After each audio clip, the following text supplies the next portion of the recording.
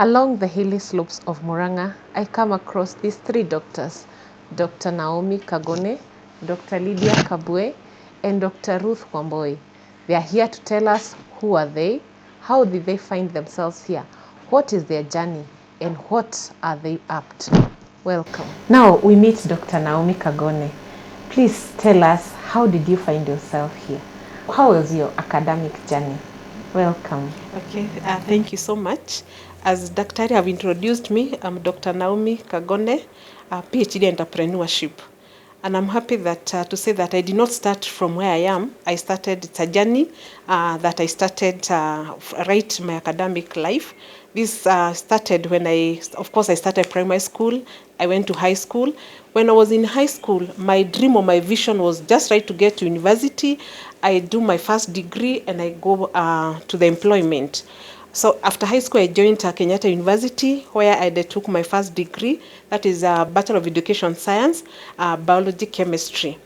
After working very hard, of course, because my background was really pushing me that I need to work very hard. I get that job so that I can be able to support my siblings and, of course, my parents. After working very hard, graduating with the second class upper division, I was very happy and knowing that immediately I'll get to the employment and I take up my job of teaching biology and chemistry. As I was waiting to be employed and as I was also teaching at the board of management, I went for an interview and I passed the interview. At that time, you are waiting for the letter for the appointment. So you taught? Yes, I taught at the BOM or board of management. And as I was waiting for my letter for placement, I got a letter for a regret letter, let me call it that way. Although it was not a regret, it was a letter out of a change of policy, whereby those who graduated during our time, that cohort, that they have undertaken biology, chemistry, they were supposed to go back to university and do more units in chemistry. This after graduation? That's after graduation. So at that time, I looked at my certificate and it was written very well. I've graduated with second upper division, and I asked myself, with my certificate, yet I can go back to university, I pay more money to do extra units. But I asked myself, will my certificate going to change? Of course, the answer was no. And it was out of that, I was pushed to go back and ask myself, what is the solution then? I was pushed to go back and do my second degree. So I would want to say that it was not out of volition that I found myself doing my second degree. It was a push factor. I was pushed to go there and do my second degree. And I did my master's. And after I did my master's, I asked myself, Naomi, what do you want to become by the end of the day? And I challenged myself that I want to become a consultant. And now the answer was, how do you become a consultant? By becoming a consultant, you need to do your PhD. So that I went back, I did my first degree, I did my second degree, that is my PhD, and that I found myself to be a doctor today. A wonderful story of a long journey. Now we meet Dr. Lydia. Dr. Lydia, how was your journey? How did you find yourself a doctor? Welcome. Thank you so much, Dr. Ruth. Thank you, Dr. Naomi. How do I answer that question? I would say for me, it started a long time ago, perhaps when I was still in primary school. If I tell you about myself, in primary school, I was this person who was not good in many things, but I was good in one thing, academics. Wow. So while I couldn't do the normal tasks that other people did exceptionally well, I could hide in my books. Wow.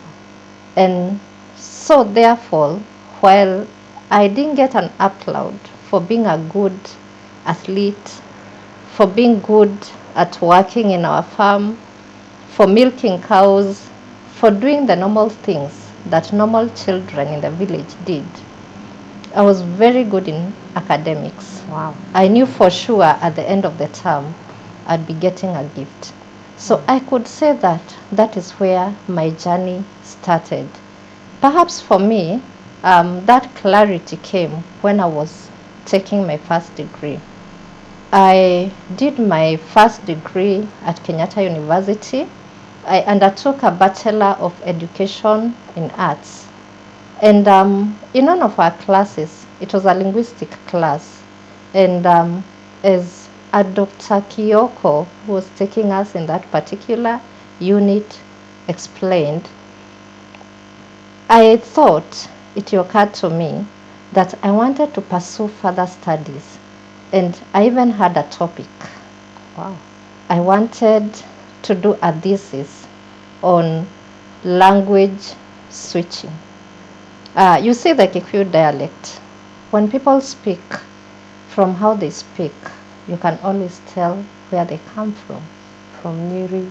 From Nyeri, from Murang'a, from Kiambu, Yeah. from Nyandarua, just by how they pronounce Their the words. Yeah. And what intrigued me are some words, how when you say them, they have different meanings. Yeah. Although they are written the same. Like in Kikuyu, you can say iria, iria, iria, all written the same but meaning different things. Okay.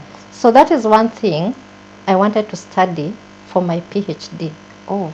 when I was an undergraduate. Wow. You are Fortunately focused. or unfortunately, when I completed my degree, of course I was going to look for a job as a teacher. And I did teach for a while, for about a year. Oh, really? And after teaching, and I was looking for a job with TSC. I remember that time there was also some change. People who graduated like 5 years before us were actually posted to schools upon completing their degrees. But at my time, you had to look for a job.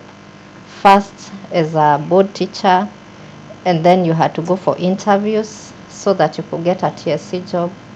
And so when I went for the first several interviews, I wasn't lucky enough to get a job. And so we were told we had to wait for like 5 years before we could have a posting. Sure. And so fortunately or unfortunately, I got a job in a bank. Wow. And when I got a job in a bank, I had to change my career path. See, I had studied language for my first degree. And it's funny because when I was in high school, I was so good in literature. I used to teach. And everybody knew that I was going to pursue a career in literature or in writing or in journalism. And I knew I wanted to be a PhD doctor. I wanted to get a doctor of philosophy. But now I've changed careers. I'm no longer a teacher. I have moved from linguistics to finance. But it's funny because I became pretty good in my new career. In fact, there are people who would be surprised today to hear that I didn't learn any accounting in any class. Wow. Because I was pretty good, used to do reconciliations. But I still wanted to do my PhD. All this you learned on the job, or you took Yes. any other I training didn't aside? take any other training. I learned it Passion. on the job. Yes. Okay. I think I just threw my mind at it. Okay. But I had not forgotten that I wanted to do my PhD. So I went to school and registered for a master's. Not because I thought I needed a master's degree, but because I knew it was a bridge to getting a PhD. And so I registered for my master's degree at the University of Nairobi. I completed it. And now all I had to do was register for a PhD. And so one day I woke up and I felt old. And I asked myself, Lydia, you promised yourself that you're going to do a PhD. Why haven't you registered for one yet? And that is how I registered for my PhD. And another thing, when I was graduating for my master's, something challenged me. The way those people who are graduating with a PhD were treated. Oh, yeah. And as I sat there, got burnt by the sun, and they only called my first name. Like, you know the way they call people Achieng A, Bani A, Kani A, Kabue. L. I knew for sure that is not what I wanted. Where were those people's 3 names being called?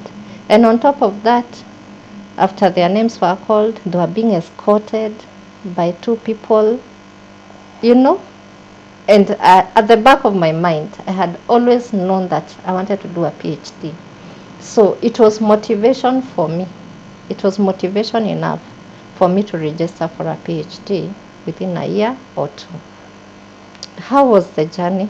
I know we shall talk about that later. Of course, it was a tough journey, but that is how I find myself seated here today with a PhD. Wow.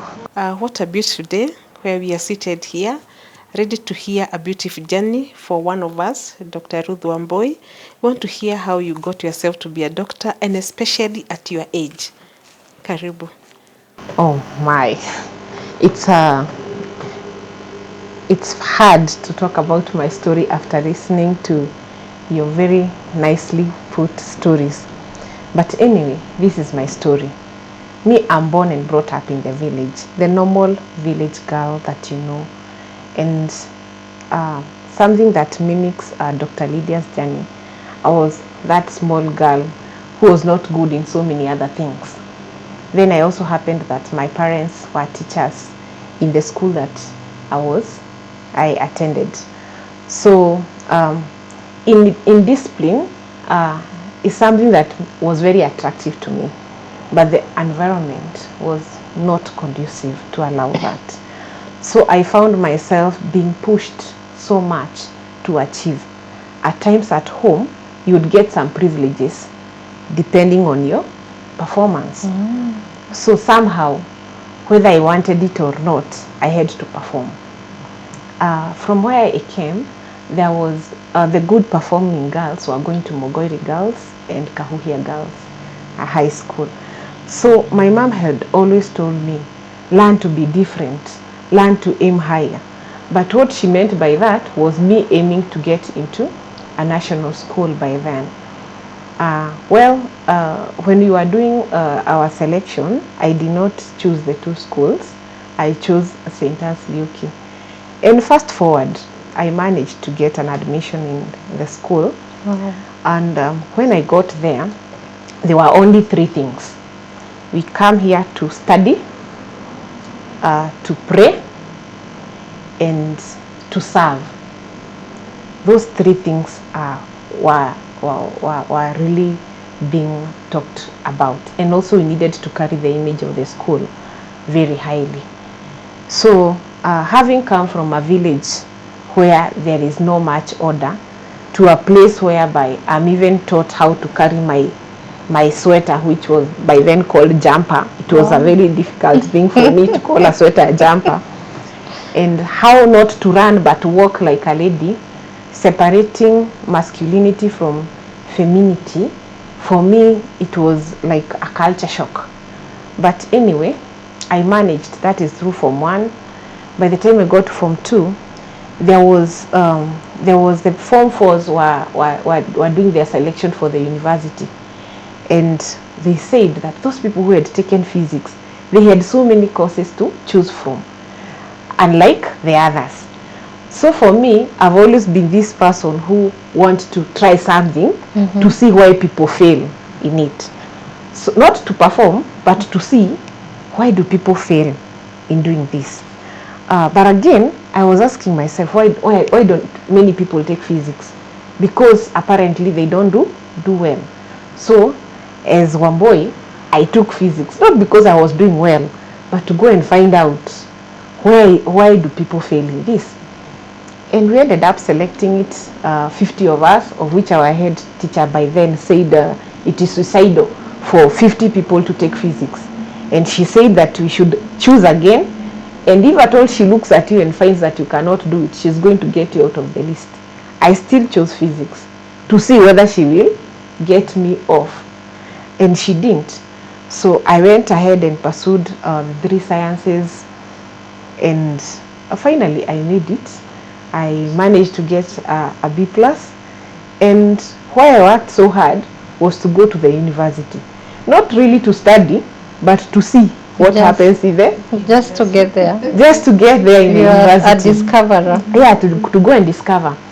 So when I got there, I also found, okay, I got an admission to Egerton University, and I had chosen education to go and teach the people who are in high school that physics is not, after all, it's not so hard. Yeah. So when I got there, I realized that the more difficult options, science options, were physics and chemistry. And again, I took the two. But now, that was, I feel, from where I sit now, I look back, that was too much. Because the two sciences, they required either you're in the library or in the lab. So you can imagine when you have two. So somehow we managed, out of the whole lot, 4 ladies are the ones who took that option, physics and chemistry. And we had our life. And not to say much, we were the noisy type in class. I've never been a very cooperative student through my academic journey though. So I was never making noise in class. You know, the people who, when the teacher is talking, they are also talking. But when we got to 4th year, I remember one Dr. Wamukuru. Today he must be Professor Wamukuru. I salute him from wherever he is. He one day asked me, "You, Ruth," he even knew my name, "You, Ruth, what will I ever do to you so that one day you shut up and listen?" And I really got shocked in class. Like, you know, I never listened. And he was right. So I purposed to listen. He was teaching us about academic planning, and he said, now from when I started listening, he said that the recruitment plan is going to change in a few years. He said this, let me put it into perspective. Remember, he was teaching us a course in education, so we were like 300 of us. He said, let me put this into perspective. Here, I can see you around 300. In Laikipia campus, you can be sure they are like 500. In education. In education. This is Egerton University, where we major in agriculture as opposed to education. So when you're going to graduate, you're going to have 800 of you. That is your year only. Let's look at KU, who major in education. So you can be sure there are more than like 4 or 5 times. We've not talked about Moi University and JKUAT and University of Nairobi that has a whole campus that deals with education. So what I'm trying to say is that by the time you graduate, and again, I've not mentioned the private universities. So that tells you when you're going to graduate, we will be having like 5,000 of you graduating on the same day. And the diploma colleges. And the diploma colleges are still there. What is the absorption rate of Kenya? That is the first time I sat in class and wondered, Wambui, where are you going?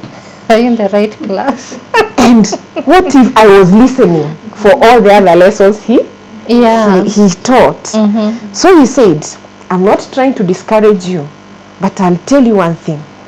One time, TSC will stop employing teachers, but start having mercy on teachers. And what will happen is that you will be required to actually go to high schools, meet the board of management or the board of directors then, they recruit you.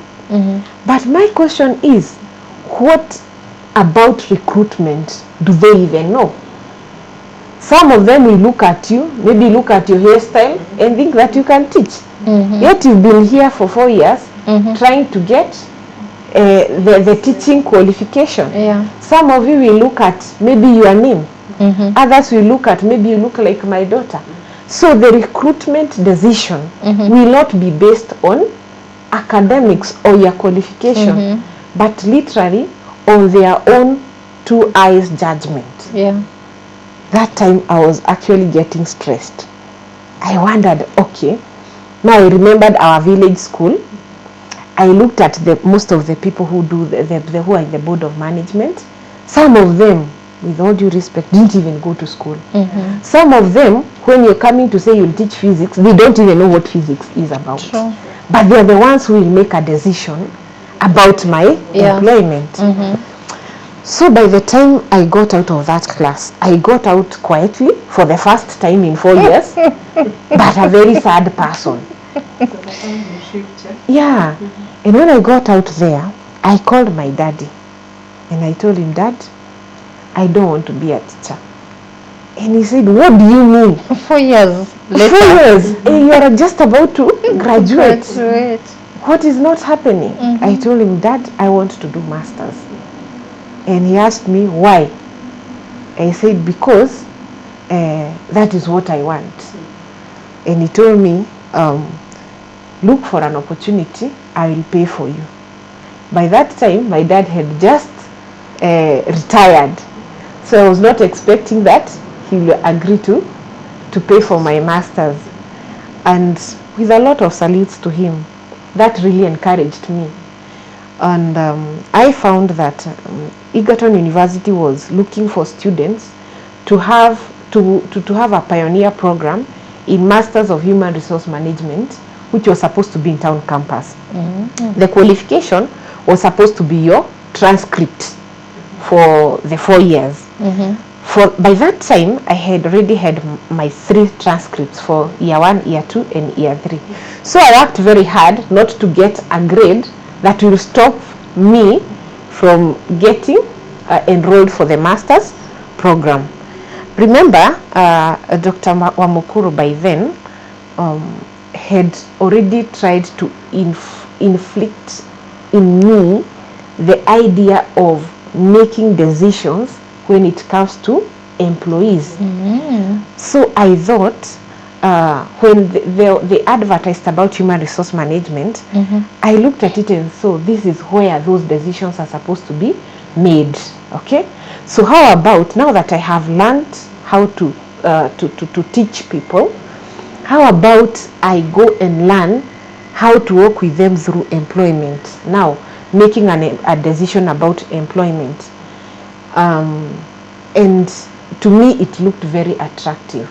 Fast forward, I got the admission and started doing masters in human resource management, still in town campus, and my dad paid for me. And when I got to class, of course I was among the youngest again, and the people we were in the same class, they were working.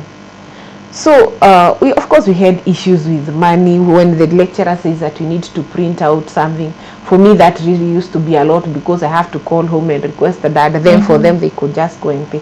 So I really wanted to finish up this fast so that I can get employed like they were and get my own money to do it. I managed to be the only person who graduated the first in Egerton University in that program of Masters in Human Resource Management. So, and I said, I am done with academics, and I was okay now looking for a job. One of the ladies who were taking the course together had already started lecturing in Laikipia University, and she got a job elsewhere and moved, so recommended my name. So I went to teach there, and I started teaching diplomas in human resource management. So I said, why can't I teach bachelors? He said that before you get your masters, that time I not graduated, before you get your masters, we see like you are another, we look at your qualification. Mm-hmm. So they looked at, so I felt bad that I'm being considered as a bachelor's, so that's why I can't even teach undergraduates, because I don't have masters. So because I don't have the master's certificate. Yeah. So I also learned I can't teach masters because I didn't have Mm-hmm. the PhD certificate. But again, it was difficult to do PhD. So I thought, let me go find out where they get stuck. Mm-hmm. So I taught for I think 1 year, and enrolled for my PhD. Not really to study again, but to find out where do people get stuck here. So I'm very surprised that Dr. Lydia here exactly knew where she was going.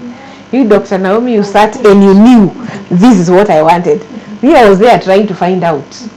And I remember when I got to the first class, I just got in. I was late because I had not known where the class was. And when I got into class, I went and sat behind. The professor who was teaching said, "Little girl, this is a PhD class." And I said, "It's the one I'm looking for." So everybody turned. So I sat there. When I looked at my classmates, of course, most of them were advanced age-wise. I told my God, you and I know I don't have a very good reason why I am here. But let their reasons be sufficient for me. At the end of that class, there was an old man. I don't even know where he went. He just tapped my shoulder and told me, "Little girl, I wish I made this decision at your age." And he left. Those words kept me going. Of course, we're going to talk about our challenges, but long story, I found myself Dr. Ruth. Wow. Thank you.